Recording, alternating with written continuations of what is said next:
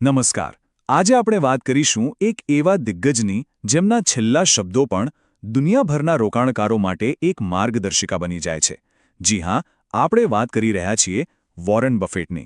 ચાલો સમજીએ એમના અમૂલ્ય બોધપાઠ જે એમણે આપણને વિદાય લેતા પહેલા આપ્યા છે. 95 વર્ષ વિચારો, લગભગ એક સદી.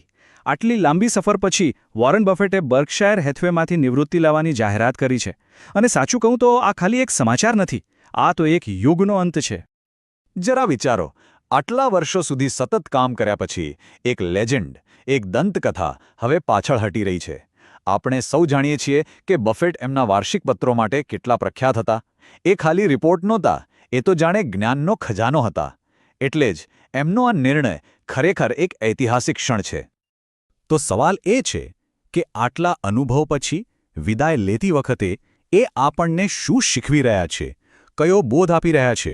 ચાલો એમના એ 5 મુખ્ય સિદ્ધાંતોને ઊંડાણથી સમજીએ. અને હા, આ સિદ્ધાંતો ફક્ત શેરબજાર માટે નથી, પણ જીવનના દરેક તબક્કે કામ લાગશે. ચાલો શરૂઆત કરીએ પહેલા બોધપાઠથી, અને એ છે હંમેશા શીખતા રહો.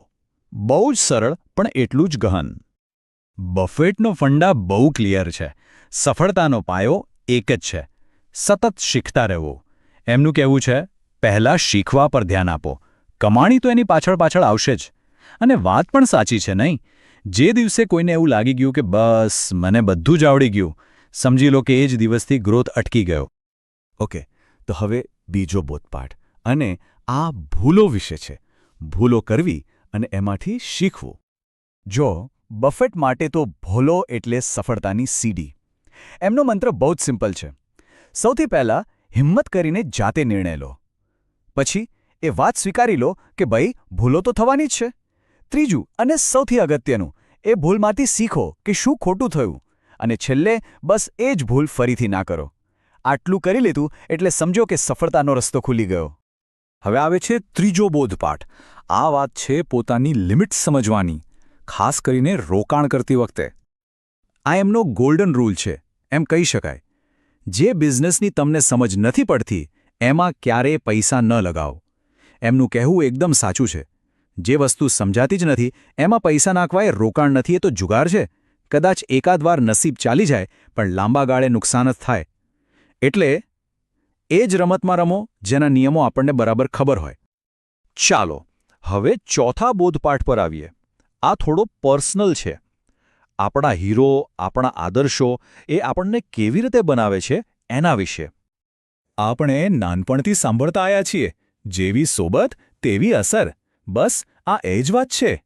આપણે જે લોકોને આપણા હીરો માનીએ છીએ, જેમના જેવું બનવા માંગીએ છીએ, ધીરે ધીરે આપણે એમના જેવા જ બનતા જઈએ છીએ. એટલે જ આપણા હીરો કોણ છે એ પસંદગી બહુ જ ધ્યાનથી કરવી જોઈએ, કારણ કે એ જ આપણું ભવિષ્ય નક્કી કરે છે. અને આજના જમાનામાં આ વાતને એક નવા એંગલથી જોવી પડે. જુઓ, પહેલાંના સમયમાં એવું કહેવાતું કે આપણા મિત્રો જ આપણી ઓળખ છે, પણ હવે આપણી ઓનલાઈન કન્ટેન્ટ ફીડ આપણી ઓળખ છે. આપણે જે જોઈએ છીએ, જે વાંચીએ છીએ, એ જ આપણા વિચારો બનાવે છે. એટલે જેવું ઇનપુટ તેવું આઉટપુટ. સિમ્પલ. અને હવે છેલ્લો અને કદાચ સૌથી મહત્વનો બોધપાઠ.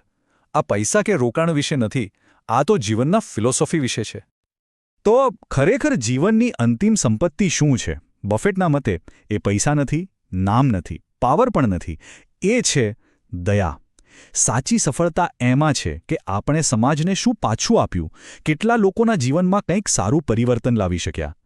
જીવન એવું જીવવું કે આપણા ગયા પછી પણ આપણો વારસો લોકોના દિલમાં જીવતો રહે.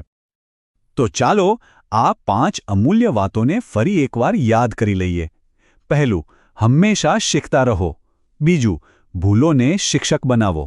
ત્રીજું, પોતાની સમજની બહાર ન જાઓ. ચોથું, સાચા હીરો પસંદ કરો. અને પાંચમું અને સૌથી અગત્યનું, દયાળુ બનો, કારણ કે આખરે તો બસ એ જ યાદ રહે છે. અંતે એક સવાલ આપણી જાતને પૂછવાનો છે. વોરેન બફેટે પોતાનો વારસો બનાવવા માટે 95 વર્ષનું જીવન સમર્પિત કર્યું. આપણે આપણો વારસો બનાવવા માટે આજથી શું શરૂ કરી શકીએ? એવું કયું પહેલું પગલું લઈ શકીએ? આનો જવાબ બીજે ક્યાંય નહીં, પણ આપણી અંદર જ છે.